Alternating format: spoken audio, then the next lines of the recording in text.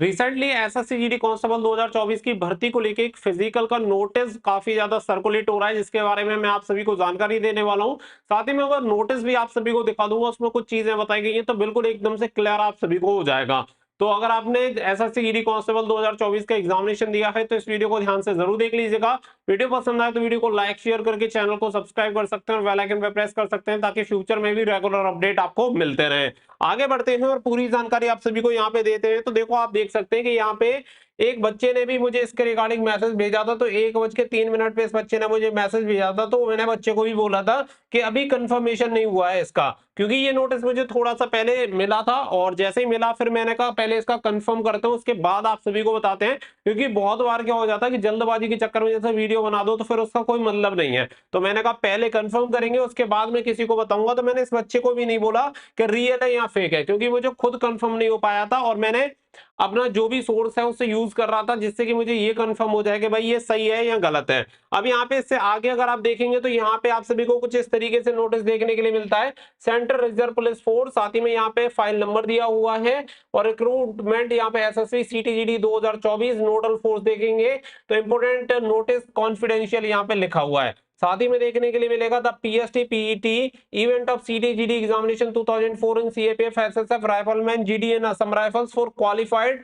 Short listed candidate in schedule from the 12/4/2024 to 3/5/2024। तो यहाँ पे बताया गया है कि जो पीएसटी एंड पीईटी है वो कब से स्टार्ट हो जाएगा, 12 अप्रैल से, और कब तक चलेगा, 3 मई तक चलेगा। तो यहाँ पे जो डेट बताई जा रही है वो ये वाली डेट आप सभी की बताई जा रही है। यहाँ पे आप देखेंगे the e admit card of PST PET stage can be download by short listed candidate from the CRPF website. यहाँ पे दे रखे रिक्रूटमेंट वाली, all candidate are also direct to bring printed copy of e-admit card at the time of PST PET। candidate will not be permitted for PST PET without admit card। साथ ही में यहाँ पे reference दे रखा है, SSC write up file number यहाँ पे दिया हुआ है, जिसकी संख्या यहाँ पे आप देख पा रहे होंगे शायद। इसके अलावा यहाँ पे डेटेड दे रखा है 3 मार्च 2024।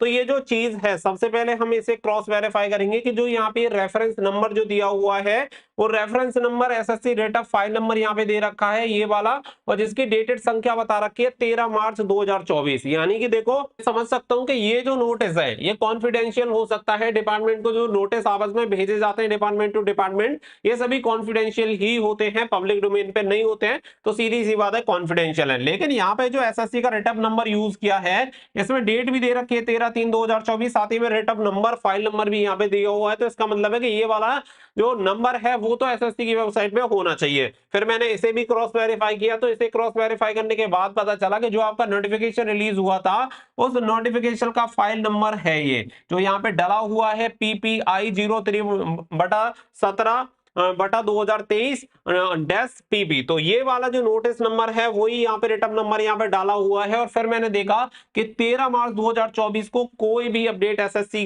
का नहीं आया है जिसमें ये रेफरेंस नंबर एसएससी का रिटर्न नंबर दे रखा हो। तो पहली बात तो ये है कि ये बात यहाँ पे गलत हो जाती है। फिर इसके बाद जैसे कि मैंने आप सभी को कहा कि मैंने भी इसे कंफर्मेशन के लिए भेजा था कि पहले भाई इसके बारे में कंफर्म हो जाए, उसके बाद मैं आप सभी को बताऊंगा। तो एज पर इंफॉर्मेशन ये जो नोटिस है कहीं से भी सर्कुलेट नहीं हुआ है और कोई भी इसकी कोई भी ऑथेंटिक इंफॉर्मेशन नहीं है।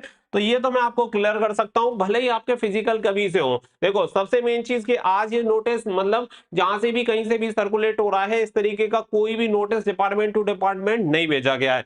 तो पहली चीज यहाँ पे ये क्लियर हो जाती है। इसके अलावा अगर मैं बात करूं तो आगे में आप सभी को पता है कि आज लोकसभा इलेक्शन का अनाउंसमेंट हो गया है और साथ ही में ये क्लियर हो चुका है कि 4 जून को आपकी मतगणना होगी। जो भी आपके वोटिंग पड़ेगी उसके 4 जून को यहाँ पे मतगणना होने वाली है, उसके बाद आपकी आचार संहिता हटेगी। और एक मेन चीज ये है कि देखो, हम ऐसा नहीं कह सकते हैं कि इलेक्शन के टाइम पे फिजिकल नहीं हो सकता है, क्योंकि जो प्रचलित भर्तियां होती हैं उन पर इलेक्शन का कोई भी प्रभाव नहीं पड़ता है, आचार संहिता का कोई भी प्रभाव नहीं पड़ता है, यानी कि इसकी वजह से वो नहीं रोकी जा सकती हैं। लेकिन जो सबसे मेन रीजन रहता है वो मैं आप सभी को बता दूं कि जितनी बार सीएपीएफ फोर्सेज रहती हैं वो सभी फोर्सेज बहुत ज्यादा बिजी होती है और बहुत ज्यादा मूवमेंट ऐसे में हो जाता है। साथ ही में आप सभी को बताया कि बाकी के जो सीएपीएफ के फोर्सेज के जो सेंटर होते हैं वहीं पे फिजिकल आपके कंडक्ट होते हैं। तो ऐसी कंडीशन में मुझे पॉसिबल नहीं लग रहा है कि आपका फिजिकल अभी हो पाएगा। और जितना मैं चीजों को समझ पा रहा हूँ उसके अकॉर्डिंग यही लग रहा है कि आप आपका जो भी फिजिकल वगैरह होगा वो आप सभी का इलेक्शन के बाद ही होगा, यानी आचार संहिता हटने के बाद, क्योंकि जब ये सारे मूवमेंट वगैरह खत्म हो जाएंगे और फोर्स थोड़ा फ्री हो जाएगी उसके बाद ही मुझे संभव लग रहा है, क्योंकि अभी तक इसके लिए कोई भी ऑफिशियल इंफॉर्मेशन नहीं आई है। बहुत सारे बच्चे ये भी कहेंगे कि अभी तो आंसर की भी नहीं आई है, रिजल्ट भी जारी नहीं हुआ, इससे पहले नोटिस कैसे आ सकता है। बिल्कुल आ सकता है, इसमें कोई दिक्कत वाली बात नहीं है, आपका रिजल्ट से पहले ही तैयारियां हो जाती हैं। लेकिन ये जो नोटिस है ये पूरी तरह से फेक है, ये वाला नोटिस जारी नहीं हुआ है, होने को तो कुछ भी हो सकता है लेकिन ये नोटिस पूरी तरह से फेक है, इसका मैंने कंफर्मेशन कर लिया है। लेकिन फिर भी आप अपनी सहूलियत के लिए, क्योंकि जब आपको समय मिल रहा है, आप सभी जानते हैं कि 50% बच्चे, लगभग 50 to 60% बच्चे ऐसे होते हैं जो कि फिजिकल में हर साल डिस्क्वालीफाई हो जाते हैं। तो आप समझ सकते हैं आपको 50-60% में ना जाए, इसलिए अपने फिजिकल की भी तैयारी कर लेना ताकि आपको दिक्कत ना हो। आपको जो समय मिल रहा है वो आपके लिए बेहतरी के लिए मिल रहा है, तो ये आप सभी के लिए बहुत अच्छी बात है। बाकी का चलते चलते बच्चे आंसर की के बारे में जरूर कमेंट करेंगे। तो देखो, मेरा एक ही सिस्टम है कि मैं दो नाव पे पैर रख के नहीं चलना चाहता हूं, मैं सिंगल साइड ही रहना चाहता हूं। और मैंने पहले भी जो आप सभी को डेट बोली थी, मैंने पहले ही बोला था कि यहाँ पे 15 और 16 मार्च तक आप वेट कर लो, 15-16 मार्च तक आपकी आंसर की जारी हो सकती है, जिसमें से 15 आपकी खत्म हो चुकी है और आज आपकी लास्ट डेट मेरे अकॉर्डिंग 16 मार्च है। और मैं अभी भी इसी बात पे टिका हुआ हूं कि 16 मार्च को आपकी आंसर की जारी हो जाएगी। और जैसी मुझे इंफॉर्मेशन थी उसके अकॉर्डिंग अभी भी मैं इसी बात पे हूं और मैं इस बात से बिल्कुल नहीं पलट रहा हूं। और मैंने जो इन्फॉर्मेशन दी थी वो एज पर इन्फॉर्मेशन, क्योंकि देखो मेरा काम है आपको सही इन्फॉर्मेशन देना।